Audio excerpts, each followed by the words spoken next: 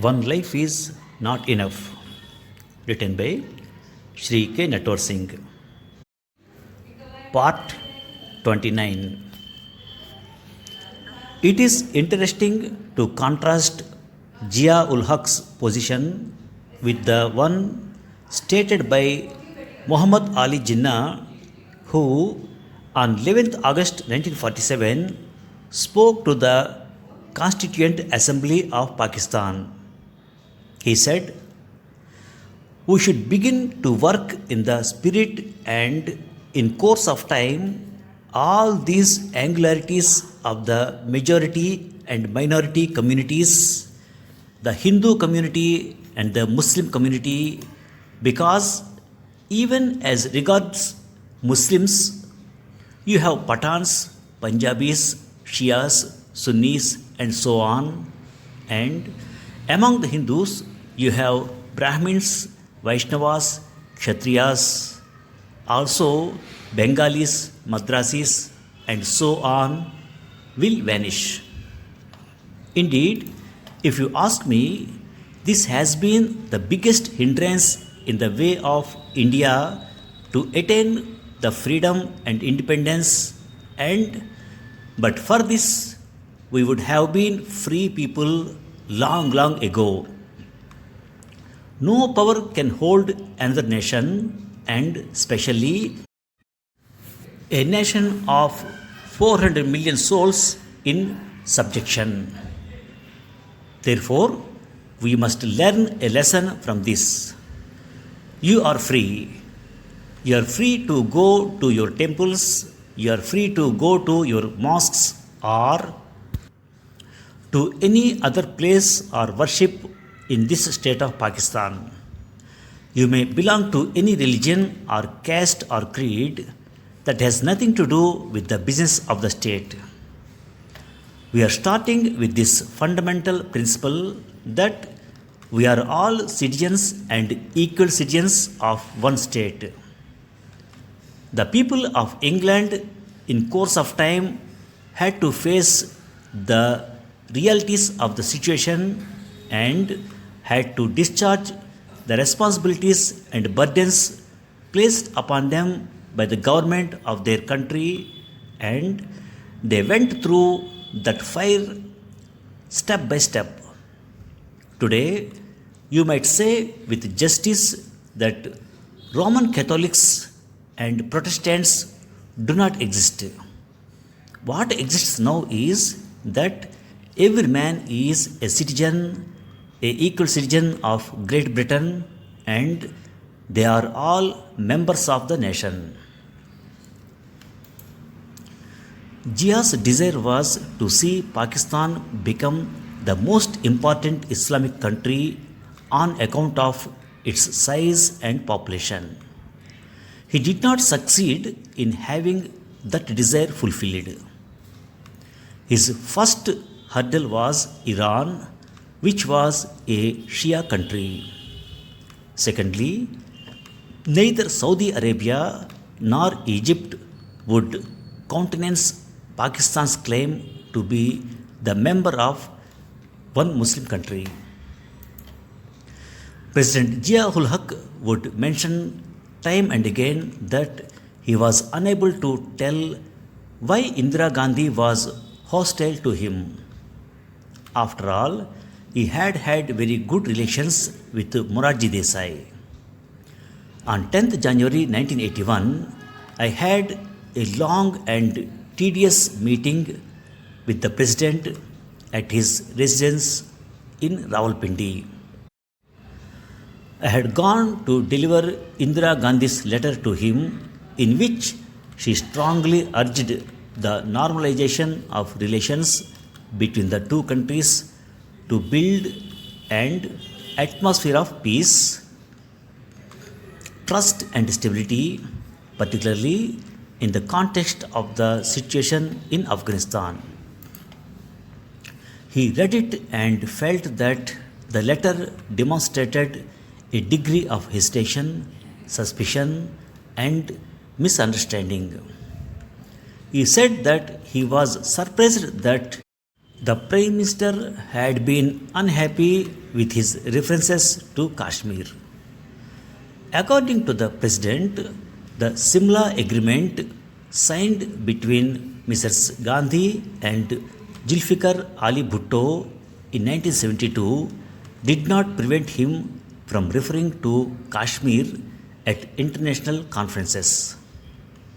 It clearly stated that the ultimate solution of the Kashmir problem would be negotiations between the two countries. He implied that there was an unwritten understanding between Zulfikar Ali Bhutto and Mrs. Gandhi, which was not reflected in the Shimla Agreement. Pakistan, he asserted, was fully committed to the Shimla Agreement. I reminded the President that he had connected the Kashmir question with Palestine in his speech at the United Nations. This was contrary to the letter and spirit of paragraph 6 of the Shimla Agreement. Both governments agree that their respective heads will meet again at a mutually convenient time in the future, and that in the meanwhile, the representatives of the two sides will meet to discuss further the modalities and arrangements for the establishment of durable peace and normalization of relations, including the questions of repatriation of prisoners of war and civilian internees, a final settlement of Jammu and Kashmir, and the resumption of diplomatic relations. This point continues to harm Indo-Pak relations to this day. I felt at the time that Zia-ul Haq was simply playing with words and using the Shimla Agreement as an excuse to make his anti-India pronouncements. In public, he spoke in favor of the agreement, but for all purposes, he did not think much of it because it had been signed by Zulfikar Ali Bhutto. For example, he said that he was willing to accept India as a bigger state and that Pakistan was not in competition with India and wanted to live in peace with us. At the same time, he said that he did not want to live under the umbrella of Indian security. From my talks with him, it became clear that his concept of non alignment was basically different from ours. While he accepted that India had taken important steps like increasing bilateral visits and setting up a Consulate General's office in Karachi, he added, "We cannot forget what happened in Bangladesh. We have also fears of motives of the Soviets through Afghanistan." His country wanted to live in peace with India, but he felt that the Indian leadership did not appreciate this. The fragile peace missive, however, produced one or two positive results. Pakistan agreed to release sailors and fishing craft which had strayed into Pakistani waters and which the country had detained.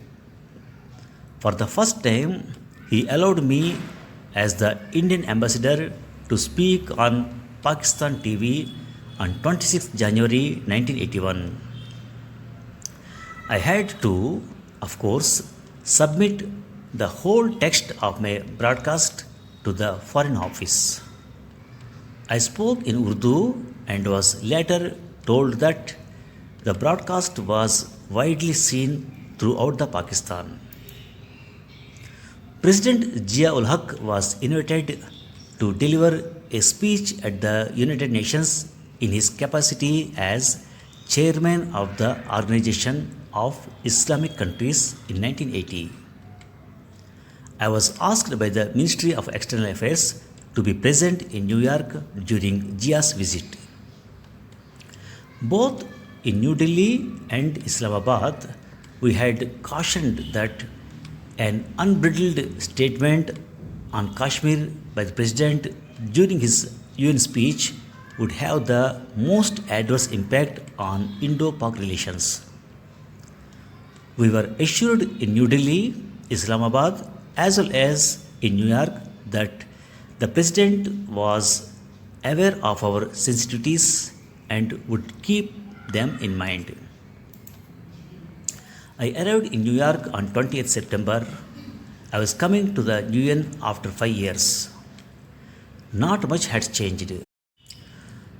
The External Affairs Minister P.V. Narasimha Rao had already arrived, and so had the permanent Indian representative Brajesh Mishra, a clear headed, cool, self assured, occasionally aggressive man who would go on to become India's National Security Advisor. As expected, we received news that the Pakistanis had gone back on their word. President Zia would be saying much more on Kashmir than what we had been told. We acquired an advance copy of the President's speech and found that parts of it were utterly unacceptable. Brajesh and I advised Narasimha Rao to not be present in the General Assembly Hall when the Pakistani President spoke. On 1st October, when Zia ul Haq entered the hall, it was less than half full, but representatives of all the Muslim countries were present. After he had been greeted by the President of the General Assembly, he walked to the podium where he stood in silence. A moment later, we heard the recorded voices of a Maulvi intoning verses from the Quran. Such an act in the General Assembly was without precedence. The President delivered a speech that was written with cliches and was unimpressive, but he spoke for 85 minutes. He shrewdly dovetailed the Kashmiri issue with platitudes on Palestine. For Zia ul Haq, it was a moment to cherish. A year ago, he was a person who was not welcome even in Muslim countries following the execution of Zulfikar Ali Bhutto. Now he was legal tender. He returned to Pakistan brimming with confidence and self assurance. His performance at the UN and Washington enhanced his eminence and stature in Pakistan. That he could be away from Islamabad for over 2 weeks speaks for himself. He was safe at home and acceptable abroad. The big event in the middle of the year was the visit made by the Indian External Affairs Minister Narasimha Rao. He was not keen on visiting Pakistan, but I requested the Prime Minister to ask him to do so. Narasimha Rao emphasized India's genuine desire to maintain good relationships with Pakistan. The discussions between representatives of the two countries were conducted in a very courteous manner, and Narasimha Rao's visit produced a fair amount of goodwill. On 29th September 1981, an Indian Airlines flight traveling from Delhi to Srinagar was hijacked by members of Dal Khalsa who were in direct contact with Pakistani intelligence agencies. At the time, the Prime Minister was attending the Commonwealth Summit. I spent 24 hours at the Lahore airport and kept the Foreign Minister and Prime Minister informed about the situation. All at once, one of the hijackers was produced before me. He stuck his hand out and I shook it, not knowing who he was. After which, I was told that he was the leader of the hijackers. I was worried that if the photograph appeared in the Indian press, all hell would break loose and was greatly relieved when the photograph was not published. I repeatedly asked President Jia for the hijackers to be extradited to India. He promised several times to do so but did not. Every year, a large contingent of Sikh pilgrims from India visited Nankana Sahib, the birthplace of Sri Guru Nanak.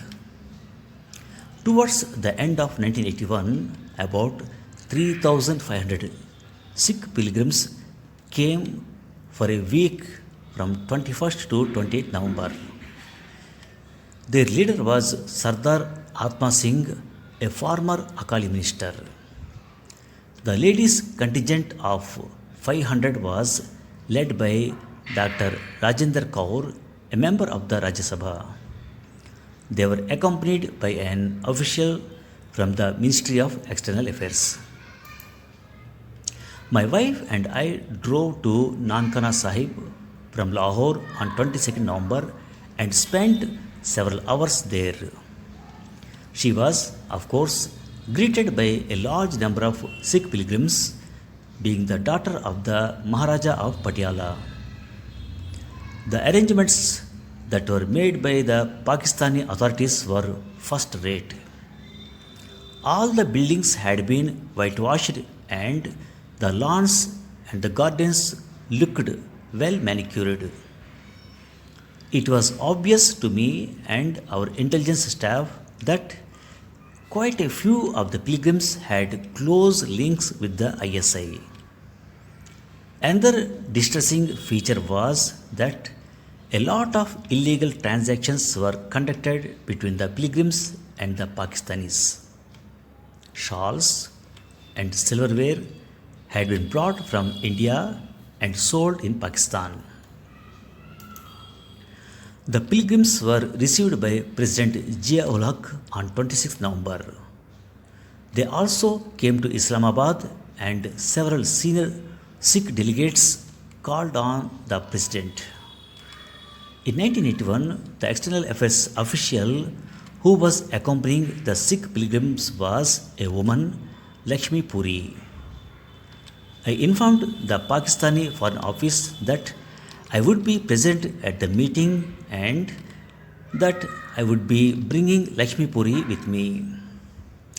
She had accompanied Narasimha Rao during his visit to Pakistan but had had a rough time. At the time, there was nothing I could do because the foreign minister accepted the Pakistani point of view, but as ambassador, I wanted to make sure that Lakshmi Puri should be treated as an officer of the Indian Foreign Service and not merely as a woman. I asked Lakshmi to accompany me regardless of what the Pakistan Foreign Ministry had said. When Zia-ul-Haq saw Lakshmi, he was visibly put out, and for the first and last time, he addressed me as Mr. Ambassador. The president was to meet the Sikh delegation in the lawns of his residence. When I arrived, the pilgrims were already seated. I sat down on a chair allotted to me and I invited Lakshmi to sit opposite me.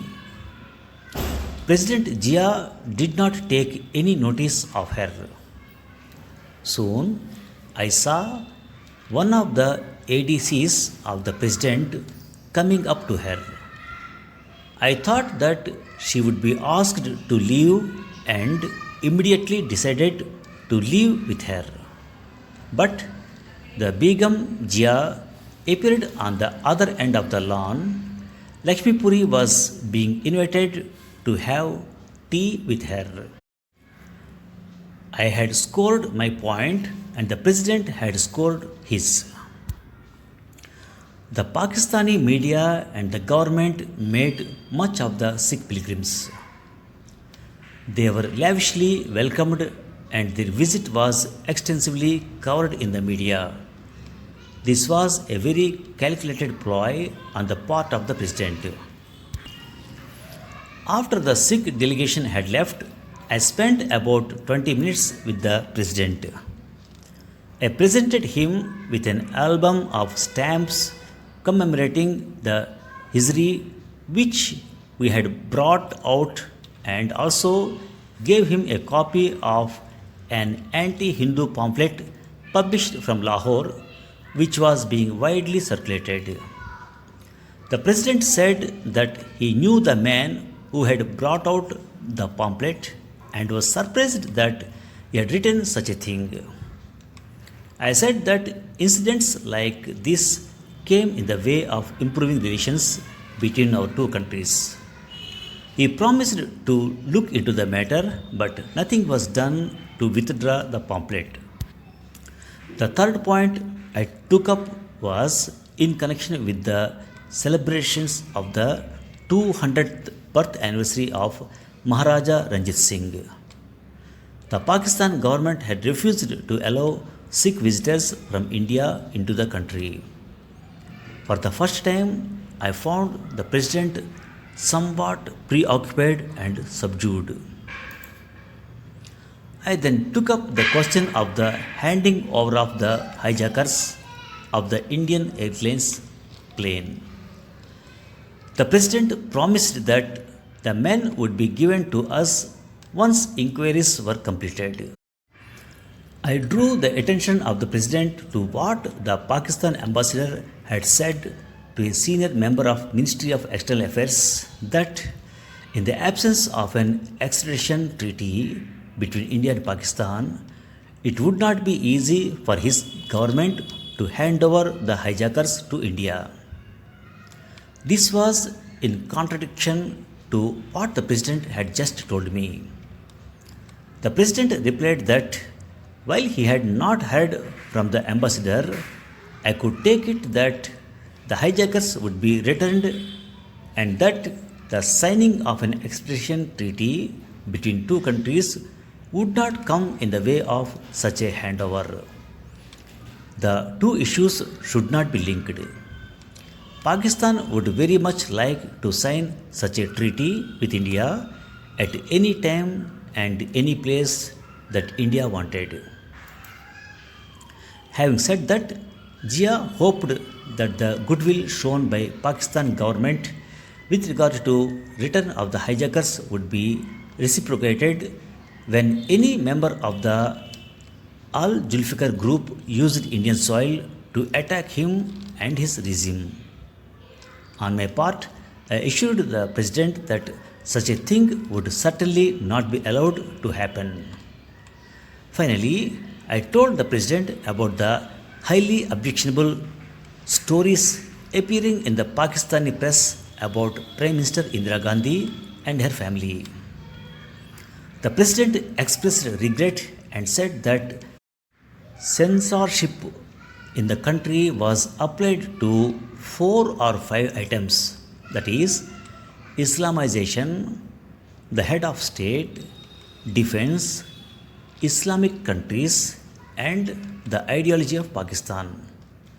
On other matters, the paper could write what they wished. Soon after, I left for a brief visit to India. On my return to Islamabad, I met President Ziaul Haq and gave him a list of unauthorized intrusions into Indian territory made by the Pakistani Air Force between 14 and 22nd December 1981. He read these carefully, picked up the telephone and asked his military secretary to get Air Chief Marshal Anwar Shamim on the phone. He read out the list I had given to him to the Air Chief Marshal and asked him to immediately report to him.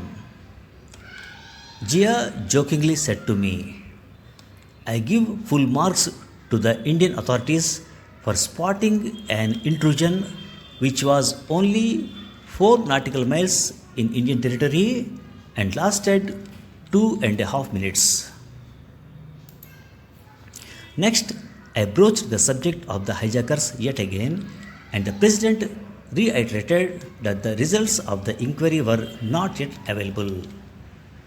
Quite unexpectedly, he began referring to the elections that were soon to be held. Under the Constitution, he would have to allow a 90-day election campaign, and during that period, total chaos would prevail in Pakistan. The president ruled the fact that the political immaturity of the leaders would poison the campaign process and commended India for having leaders with generations of experience behind them. I responded with the observation that our institutions were working well and had been strengthened by Prime Minister Indira Gandhi. Thank you very much. Jia's desire was to see Pakistan become the most important Islamic country on account of its size and population. He did not succeed in having that desire fulfilled. His first hurdle was Iran, which was a Shia country. Secondly, neither Saudi Arabia nor Egypt would countenance Pakistan's claim to be the number one Muslim country. Countenance, Countenance. Countenance means a person's facial expression. Both governments agree that their respective heads will meet again at a mutually convenient time in the future, and that in the meanwhile the representatives of the two sides will meet to discuss further the modalities and arrangements for the establishment of durable peace and normalization of relations, including the questions of repatriation of prisoners of war and civilian internees. Repatriation, Repatriation. Repatriation means to return of someone to their own country. The fragile peace missive, however, produced one or two positive results. Missive, MISSIVE, missive. Missive means a letter, especially a long or official one. He shrewdly dovetailed the Pakistani issue with platitudes on Palestine. Dovetail means put together. Platitudes, Platitudes. Platitudes means remarks that have been used too often. When Jia ul Haq saw Lakshmi Puri, he was visibly put out, and for the first and last time he addressed me as Mr. Ambassador.